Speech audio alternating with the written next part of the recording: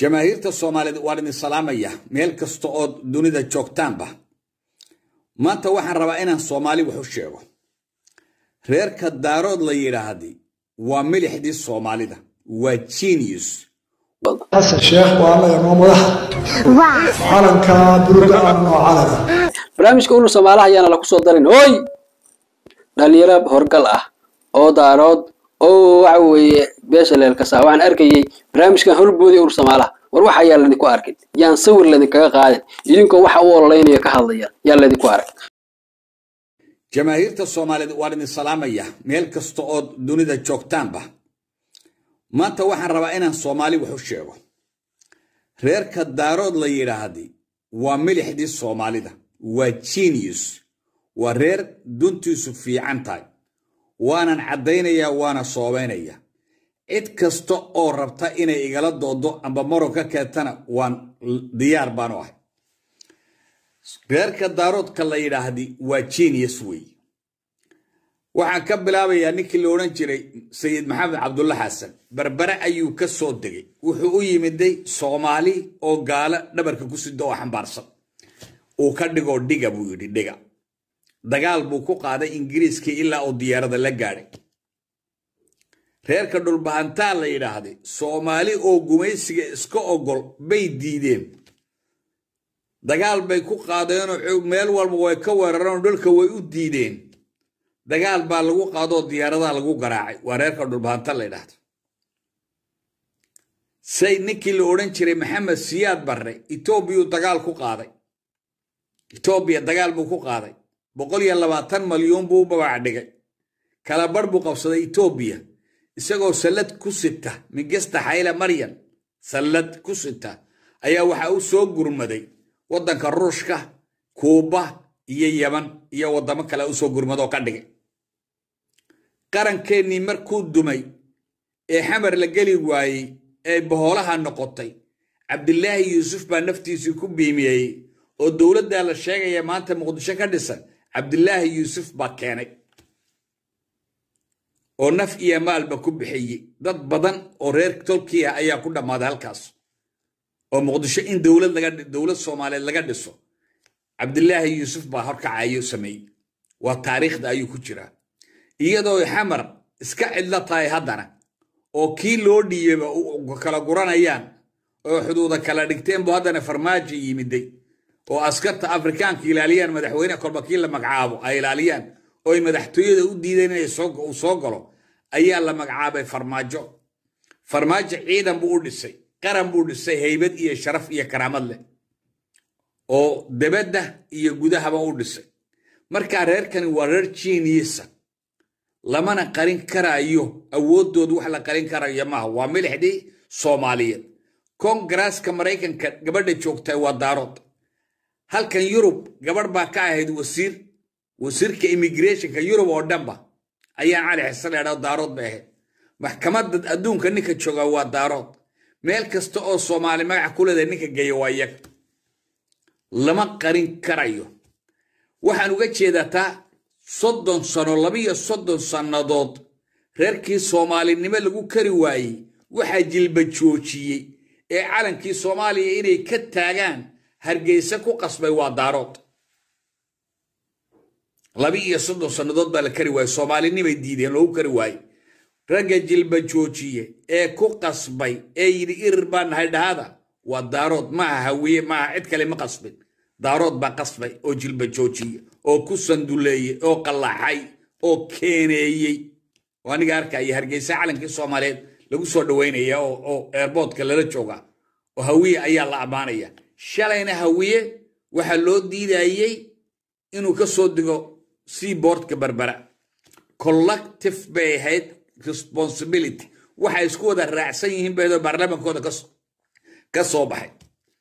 waxaan rabaa markaa wax qayba horta wixii qayba Ilaahay baa ka warraba laakiin qofku aqoon iyo aqal iyo garaad iyo garasho markuu leeyahay uu ka warrami karaa siyaasadda long term policy la yiraahdo uu ka warrami karaya waxaan markaa Soomaali u sheegaya haddaan dhintana waan sheegi doonaa haddaan noolahayna waan sheegi doonaa haddaan dhintana dadka ayaa sheegay aad baan idin salaamayaa soo dhawaada meel kasta joogtaan si kasta aad maqlaysaan odagaas waxa weeye nin aad iyo aad mas-uul u ah oday Soomaaliyeed oo waxa weeye ka hadlaya arrimaha jira xaaladaha guud iyo xaqiiqooyinka dhabta ah ayuu ahaa hal mid qodob baan ugu darayaa qodobkan ugu daraya wuxuu yahay taariikhaha ay keeneen beesha daarood waxaa ka mid ah ninkii ugu horreysay ee Soomaali ah ee qof cadaan canshuur ka qaadan nin daarood oo ahaa nin warsangeli ahaa waxa weeye suldaankii warsangeli waxa weeye الله شرفان لنا هاي نك يقول رسالة لاس قري إن عدان عن شور وقاضة تاريخ ذا أوهر قشي تاريخ ذا أقشي أدونك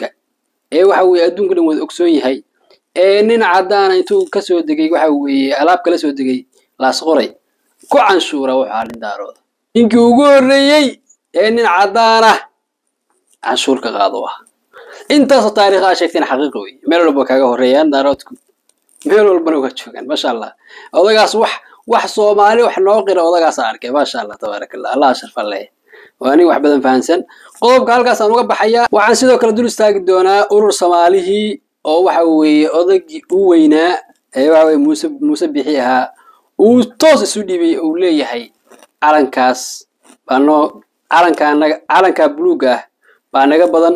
Soomaalinimo naga badan madaxweynaheenuna waa Xasan Sheekh Maxamed إلى داود حسن الشيخ وأنا يوم مدح علم كبلوغ أمن وعلم كمان نبرتي حسن الشيخ وأنا يوم مدح وياي جامعة عمود أو لبعي جامعة أورور سمالة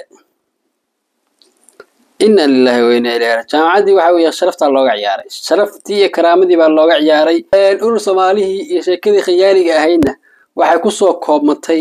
waxa weeye in Soomaali dib ay soo laabto anaga dan baan ugu jira waa caadi Soomaaliya soo laabato oo arrin wanaagsan oo soo dhaweynayna waxaan leenahay 32 sano dib u soo laabta taariikhu meel badan ba iska shabahan sida caadiga ah xaqiiqatan dhulbahante waxa weeye waa calaamad Soomaali u taagan marka dhabta laga hadlo dhulbahante wanigi ugu horeysay waxa weeye gaal la dagaalamay la rusheeyay asagoo waxa weeye daraawiish ah haddana taariikhdu ayaa dib soo celisa 2023 dadkii Soomaalida ka cararayay ayay inta u qaateen dib u soo celiyeen marka taariikho badan waxa weeye cajiib ah ayay soo hoosgalaysaa taasna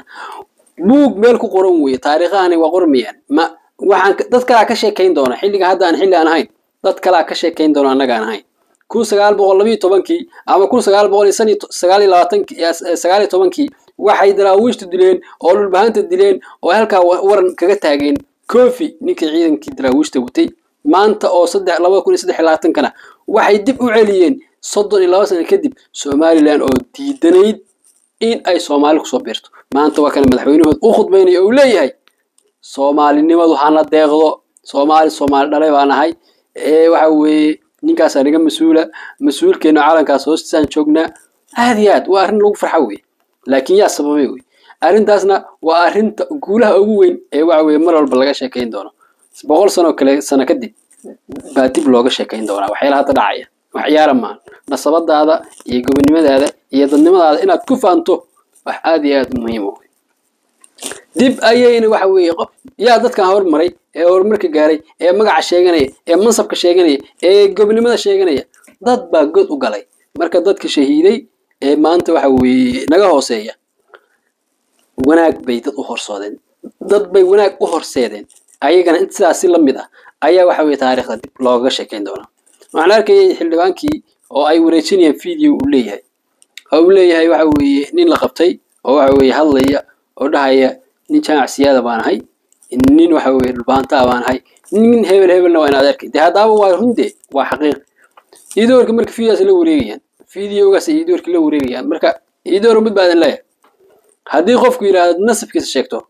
oo uusan afarta habrood mid kamid uusan sheegan maxaa dhiba oo ku jira maxaad ka dhex baaraysaan waxa weeye in cambaasha ila dhashay yes wallash dhulbaantaana yes waa dhulbaanta wani jaamac siyaada baan ahay ha wani jaamac siyaada hadaba maxaa kale la oran lahaa hadaba uu oran lahaa habar dhashay baan ahay habar jecel iyo habar awliya habar arfaan iyo habar shaydaan baan ahay mi oran lahaa may nasabkiisu sheeg asagoo waliba qori la hujuumayo laandheeranimo isagoo la hujuumaya waxa weeye ama mid waxa weeye xilligaas ama dhimo ama noolo xaaladiisu ay tahay ayuu mansabkiisa ku dhawaaqay